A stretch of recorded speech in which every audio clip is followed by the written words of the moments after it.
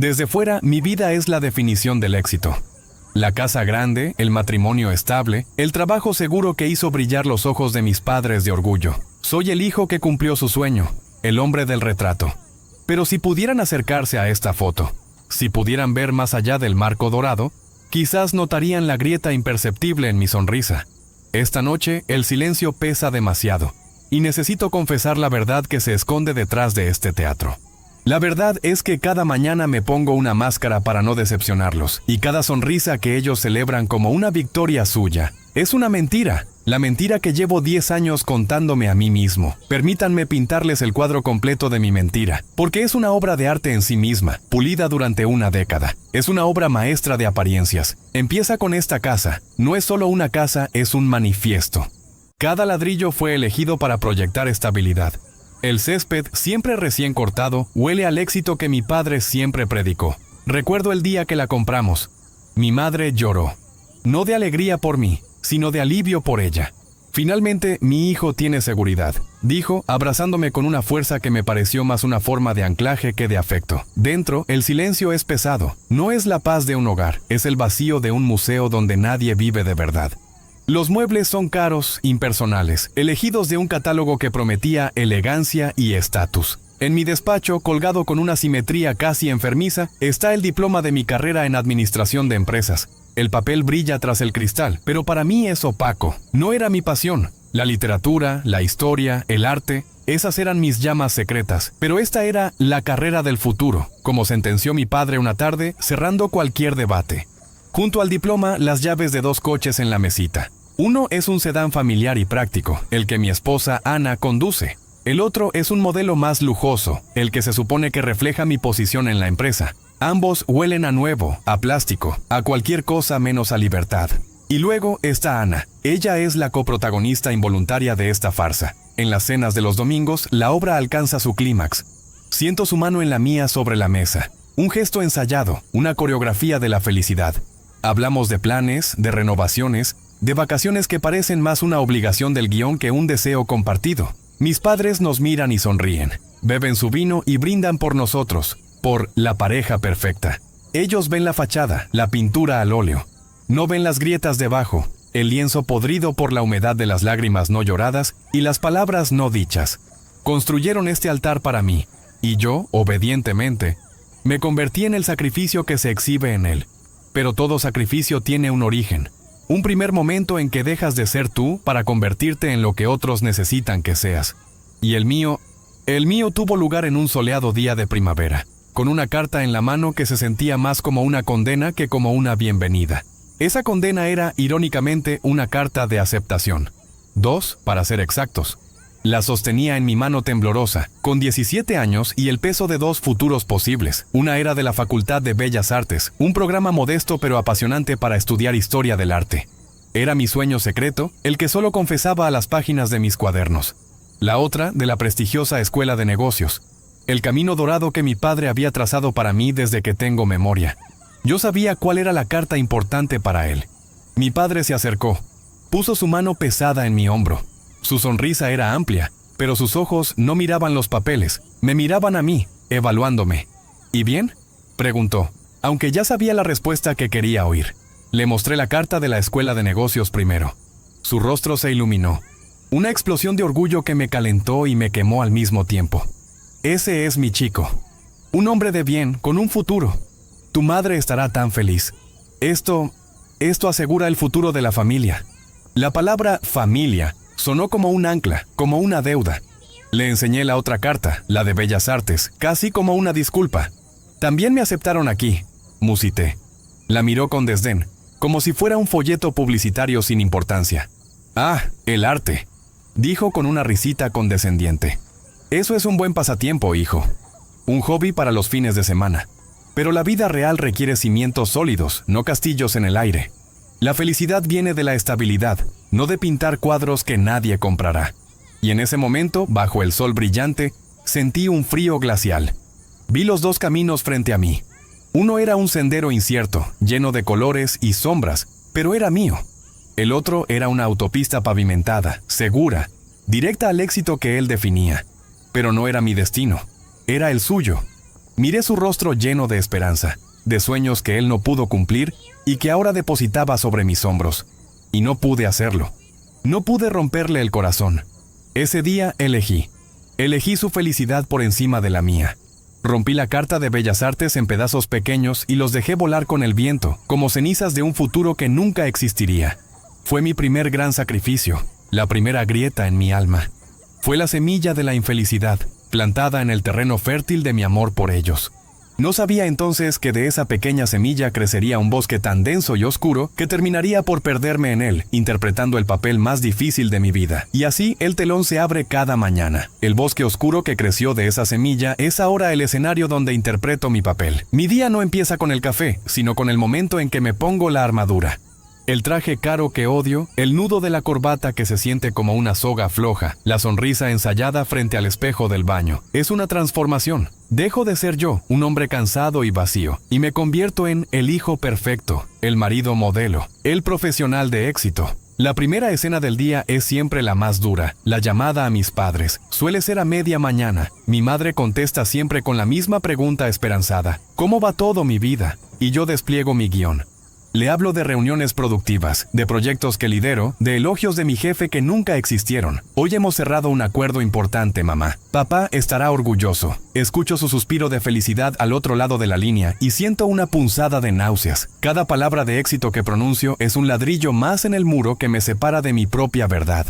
Cuelgo el teléfono y me quedo mirando la pantalla de mi ordenador. Las hojas de cálculo sin sentido, sintiendo cómo la energía se drena de mi cuerpo. Odio este trabajo. Odio la persona en la que me convierto entre estas cuatro paredes.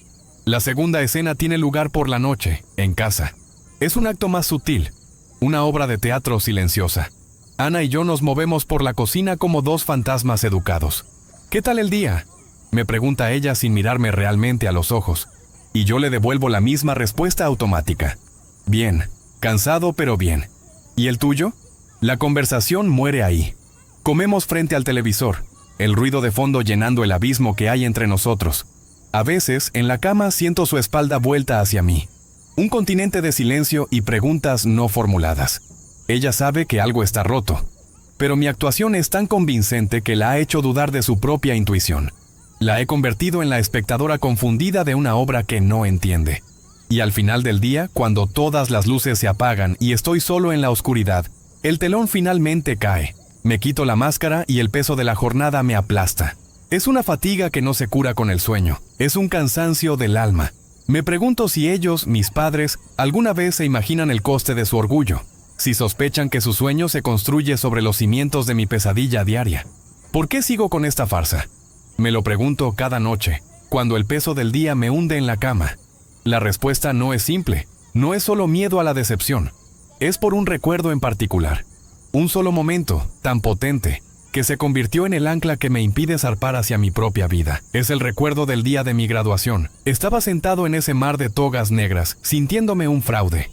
Cada discurso sobre el futuro, la pasión y el éxito me sonaba a hueco. Yo no sentía emoción, solo un alivio agotador porque la tortura académica había terminado. Cuando llamaron mi nombre, caminé hacia el escenario de forma mecánica. No miraba al decano ni a la multitud. Buscaba a dos personas entre cientos de rostros, y entonces los vi. Mi madre estaba de pie, aplaudiendo con lágrimas silenciosas recorriendo su rostro, con una sonrisa que era pura luz. Pero fue mi padre. Fue la expresión de mi padre la que me rompió por dentro y me selló el destino. Mi padre, un hombre que siempre vi como una roca, práctico y reservado, tenía los ojos brillantes de una emoción que nunca le había visto. No era solo orgullo, era redención. Vi en su mirada todos sus años de trabajo duro, sus manos callosas, las noches mal dormidas preocupado por las facturas. Vi cómo, en ese instante, todo su sacrificio encontraba sentido en mí, en el hijo que lo había logrado. Cuando bajé del escenario y lo abracé, me susurró al oído las palabras que se convirtieron en mi cadena perpetua. Lo logramos, hijo.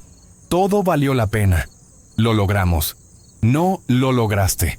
En su mente, mi éxito no era mío, era nuestro. Era la culminación de un proyecto familiar del que yo era la pieza central. ¿Cómo podría yo, después de ver eso, decirle que el título que sostenía en mis manos no significaba nada para mí? ¿Cómo decirle que su redención era el comienzo de mi condena? Sería como decirle que todos sus sacrificios habían sido en vano. Sería destruir el único pilar que sostenía su felicidad. Así que guardé silencio. Sonreí para las fotos, acepté las felicitaciones y dejé que su felicidad me inundara, ahogando la pequeña voz dentro de mí que gritaba. Ese día entendí que mi propósito no era ser feliz, sino ser la fuente de su felicidad. He pagado por esa sonrisa de mi padre cada día desde entonces, y el precio más alto no lo estoy pagando yo solo. Ana también está pagando la cuenta de una deuda que no es suya, en el silencio de nuestra casa. La deuda que contraje el día de mi graduación se paga en cuotas diarias, y Ana es quien recibe los cobros más crueles, sin siquiera saber que está pagando. El veneno de mi infelicidad no se quedó dentro de mí. Se filtró, lento pero constante, y ha contaminado el único espacio que debería haber sido nuestro santuario, nuestro matrimonio. Nuestra casa es un escenario de silencios. No son silencios cómodos, de esos que comparten dos personas que se conocen a la perfección. Son silencios incómodos, llenos de palabras no dichas, de preguntas que flotan en el aire como polvo. Nos movemos en una coreografía de evasión. Hablamos del tiempo, de la lista de la compra, de la serie que estamos viendo sin ver. Hablamos de todo, excepto de nosotros. Yo no puedo permitirle entrar, porque si abro una sola grieta, la presa entera se romperá y la verdad la arrastrará a ella también. Y ella, creo, ha dejado de intentar forzar la cerradura. La miro a veces cuando cree que no la veo. Veo la sombra de la mujer vibrante y risueña con la que me casé. Ahora hay una melancolía en sus ojos, una resignación que me destroza el alma. Se ha convertido en una extraña que duerme a mi lado. Sé su perfume, el sonido de su respiración por la noche, pero no sé qué piensa, qué siente, qué sueña. Dormimos en la misma cama, pero vivimos en mundos paralelos, separados por un muro invisible que yo mismo construí con los ladrillos de mi mentira. Hubo un tiempo en que intentó derribarlo. Recuerdo una noche, hace un par de años. Se giró hacia mí en la oscuridad y me preguntó, con una voz tan frágil que casi se rompió: ¿Eres feliz, de verdad? Conmigo, con esto. ¿Eres feliz? El pánico me heló la sangre. Era la pregunta que más temía. Y hice lo que siempre hago. Mentí. Le sonreí, le acaricié la mejilla y le dije: «Claro que sí, cariño. Lo tenemos todo, ¿no?»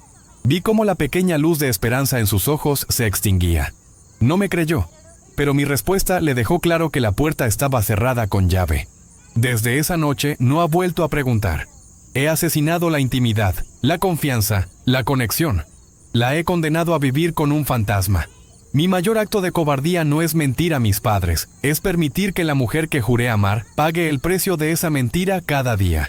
Este veneno nos está matando a ambos, lentamente. Y sé que el cuerpo, al igual que el alma, no puede soportar tanta ponzoña. Sé que pronto algo tendrá que romperse. La presión es demasiada. Y el momento en que todo estuvo a punto de romperse, llegó, como no podía ser de otra manera, en el lugar más sagrado y a la vez más opresivo para mí, la mesa del comedor de mis padres. Era el cumpleaños de mi padre. El aire estaba cargado con el olor del asado que mi madre había preparado con devoción y la tensión de las sonrisas forzadas. Yo estaba sentado junto a Ana, ambos interpretando nuestro papel a la perfección, aplaudiendo, riendo en los momentos justos. Me sentía como un astronauta sin aire, ahogándome lentamente en una atmósfera que todos los demás parecían respirar sin problemas. Entonces, mi padre se puso de pie para el brindis, con la copa en alto y los ojos húmedos por el vino y la emoción, nos miró. Su discurso fue el de siempre, el orgullo por la familia, el valor del trabajo duro, la alegría de vernos a todos reunidos. Pero esta vez añadió algo nuevo, una nueva cláusula en mi contrato de vida. «Y ahora», dijo, mirándome directamente con una sonrisa que esperaba ser correspondida, «que ya tienes una vida estable y un buen trabajo. Solo nos falta que nos deis la alegría de un nieto. Un heredero para este pequeño imperio de felicidad que hemos construido juntos. Para continuar el legado». Legado. La palabra me golpeó en el pecho con la fuerza de un puño. Heredero. De repente el aire se volvió denso, irrespirable. La voz de mi padre se convirtió en un zumbido lejano. Miré a Ana y vi el pánico fugaz en sus ojos antes de que lo ocultara con una sonrisa tensa. Vi un futuro que no era el mío extendiéndose frente a mí. Noches sin dormir por un bebé que no deseaba, educándolo en la misma mentira, forjando un nuevo eslabón en la cadena de la infelicidad. Sentí una ola de náuseas. El nudo de la corbata se convirtió en una soga real. El calor del comedor me asfixiaba. No pude más. El instinto de supervivencia fue más fuerte que mi actuación. Me levanté bruscamente tirando la silla hacia atrás. Perdón, musité con la voz ahogada. Necesito un poco de aire. No esperé una respuesta.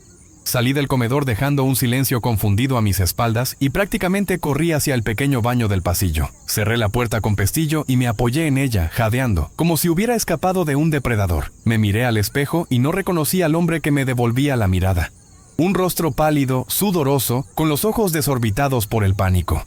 Detrás de la puerta escuchaba el eco amortiguado de sus risas, que volvían a empezar, y en ese silencio artificial, rodeado por el mármol frío del baño, supe que había llegado al límite. Tenía que haber una confesión. Aunque, por el momento, el único que pudiera escucharla fuera el cobarde del espejo.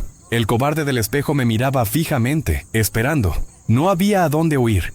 En esa pequeña habitación de azulejos fríos, todas mis rutas de escape se habían agotado. Por primera vez en 10 años, no había nadie a quien mentirle, excepto a mí mismo, y ya no podía soportarlo más. Las palabras no salieron de mi boca, se formaron en mi mente, gritando en el silencio de mi cráneo con una claridad aterradora. Fue una letanía, una demolición controlada de toda mi vida. Cada pensamiento era un martillazo a la fachada. Odio mi trabajo. La frase resonó, simple y brutal. Vi mi oficina, mi silla ergonómica, las reuniones inútiles, las horas extra no remuneradas de mi alma. Y lo admití. No es que no me guste, es que lo odio con cada fibra de mi ser. Es el ladrón de mis días. Mi matrimonio se está muriendo. Vi el rostro de Ana, su sonrisa forzada en la cena. Vi su espalda en la cama, la distancia entre nosotros. Y la culpa me quemó por dentro. No es que estemos pasando por un mal momento. Se está muriendo. Y yo soy el que sostiene la almohada sobre su rostro, asfixiándolo con mi silencio y mis mentiras. La felicidad de mis padres es una ilusión que yo pinto para ellos cada día. Vi el rostro orgulloso de mi padre en su brindis, y entendí que les he dado un regalo envenenado. Su orgullo se basa en un fraude. Su felicidad es tan frágil como el cristal, y yo vivo con el pánico constante de que una sola palabra mía pueda hacerlo añicos. Finalmente, la confesión completa, la que resume una década de autoengaño, brotó con una fuerza incontenible. No soy feliz. Odio esta vida que he construido. Mi matrimonio es un barco que se hunde en un mar de silencio. Y todo lo he hecho por miedo. Por el pánico a ver en sus ojos la misma decepción que yo veo en los míos cada mañana, en este mismo espejo. Pronunciar esa sentencia, aunque fuera solo en mi mente, fue como si un peso inmenso se levantara de mis hombros. El aire volvió a mis pulmones. El temblor de mis manos cesó. No sentí alegría, sino una calma extraña y vacía. La verdad, por fin, había sido dicha. El diagnóstico estaba claro. Pero después de la calma, una pregunta mucho más grande y aterradora emergió desde las ruinas de mi confesión.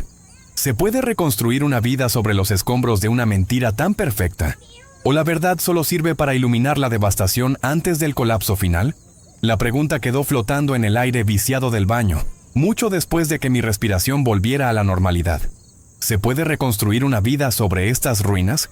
Y mientras la sopesaba, entendí que toda mi existencia se siento sin as. Había reducido a una ecuación imposible, a una balanza perpetuamente desequilibrada. De un lado, el peso aplastante de la decepción de mis padres. Del otro, el peso fantasma de mi propia felicidad. Y durante 10 años, siempre elegí que la balanza se inclinara hacia el mismo lado. Siempre creí que eso era el amor, el sacrificio máximo. Poner su alegría, su orgullo, su tranquilidad por delante de mi propio camino. ¿No es eso lo que un buen hijo hace? Les di lo que querían oír. Les mostré la imagen que necesitaban ver. Los protegí de la verdad, de mi verdad. Pero ahora, en el silencio de este baño, me pregunto, ¿es eso amor? ¿O es la forma más sofisticada de la mentira? Al darles un hijo perfecto, les negué la oportunidad de conocer a su hijo real. Al imperfecto, al que quizás se habría equivocado, al que habría luchado, pero al que habría sido auténtico. Quizás el mayor acto de amor habría sido confiar en que ellos podrían haberme amado igualmente, con mis fracasos y mis pasiones inútiles. El verdadero coste de esta elección no es solo la infelicidad, es la aniquilación. He pasado tanto tiempo interpretando un papel que ya no sé dónde termina el personaje y dónde empiezo yo. Si ahora mismo alguien me preguntara qué es lo que quiero de la vida, qué me hace vibrar el alma, no sabría qué responder. El joven que amaba la historia y soñaba con museos es un eco lejano, un fantasma en mi propia casa. Solo conozco las líneas de mi guión. El buen marido, el empleado eficiente, el hijo ejemplar. He borrado mi propia esencia para ser el reflejo de sus sueños. Y en medio de esa desolación, un pensamiento extraño me trajo una brizna no de consuelo, sino de conexión. Me di cuenta de que mi jaula no era única. Que ahí fuera, más allá de esta puerta, hay millones de personas viviendo en jaulas invisibles como la mía. Jaulas construidas con los ladrillos del deber, la culpa, las expectativas y sobre todo el miedo a defraudar a quienes aman. Y quizás, solo quizás, el primer paso para encontrar una salida no es tener un plan, sino simplemente saber que no estás solo en tu silencio. Y es a ti a quien quiero hablarle ahora. A ti que quizás estás escuchando esto en la soledad de tu coche, volviendo de un trabajo que te consume, o en el silencio de tu habitación, cuando todos los demás ya duermen. A ti, que también sonríes en las fotos familiares sintiendo una grieta en tu interior. A ti que contestas, todo está bien, con una facilidad que te asusta, mientras por dentro sientes que te ahogas. A ti que conoces íntimamente el peso del silencio. Quiero que sepas algo, y quiero que lo escuches bien. No estás loco. No eres un malagradecido, ni un egoísta, ni un fraude. Eres un ser humano atrapado en una telaraña tejida con los hilos más fuertes que existen. El amor y el miedo. Tu cansancio es real. La sensación de estar interpretando un papel es real. La culpa que te carcome es real. Tu silencio, aunque nadie más pueda oírlo, tiene un eco ensordecedor en tu propia alma. Esta no es una historia sobre odiar a nuestros padres o a nuestras familias. Es una historia sobre una forma de amor tan compleja y profunda que a veces, sin querer, nos aprisiona. Es sobre el deseo tan humano de no causar dolor a quienes nos dieron la vida, incluso si el precio es nuestro propio bienestar. Es el nudo en la garganta de querer gritar tu verdad y al mismo tiempo querer protegerlos de ella. No tengo las respuestas para ti. Sería un hipócrita si pretendiera tenerlas. No sé cómo se desmonta una vida pieza por pieza sin causar un terremoto. No sé cómo se elige la propia felicidad sin sentir que estás traicionando a alguien. Esta confesión no es un mapa de salida. Es solo una bengala lanzada en la más profunda oscuridad. Es una voz que susurra en la noche para decir, yo también estoy aquí, en mi propia trinchera, en mi propio silencio. Te veo. Y al lanzar esta bengala, al romper mi propio silencio con la esperanza de alcanzar el tuyo, entiendo que el siguiente paso ya no puede ser hacia atrás. La puerta de este baño se siente ahora como la puerta de mi celda, y sé que tengo que abrirla. No sé qué me espera al otro lado, pero por primera vez siento que el final de la mentira tiene que ser, por fuerza, el comienzo de algo. Mi mano tiembla, pero esta vez es diferente. No es el temblor del miedo, sino el de la energía acumulada, la de un corredor en la línea de salida. Durante 10 años, esta puerta ha sido mi refugio y mi prisión. Huía hacia aquí para poder respirar, sin darme cuenta de que cada vez que me encerraba me asfixiaba un poco más. Pero ya no. Abro la puerta. El sonido amortiguado de la casa vuelve a ser nítido. La fiesta ha terminado. Mi padre se ha quedado dormido en su sillón, con una sonrisa plácida en el rostro, ajeno a la guerra que acaba de librarse a pocos metros de él. Mi madre recoge los últimos vasos con el cansancio satisfecho de una anfitriona. Es una escena doméstica, pacífica. El escenario de mi mentira, pero ahora lo veo con otros ojos. No como una trampa, sino como un punto de partida. Y entonces la veo. Ana está de pie junto a la ventana, mirando la calle oscura. No se ha dado cuenta de que he salido. Está sola. Y en su postura veo el peso de todos nuestros años de silencio. Nuestros ojos se encuentran a través del salón. Veo la pregunta en su mirada, la preocupación. Y por primera vez en una década, no le devuelvo la sonrisa ensayada. No activo el piloto automático.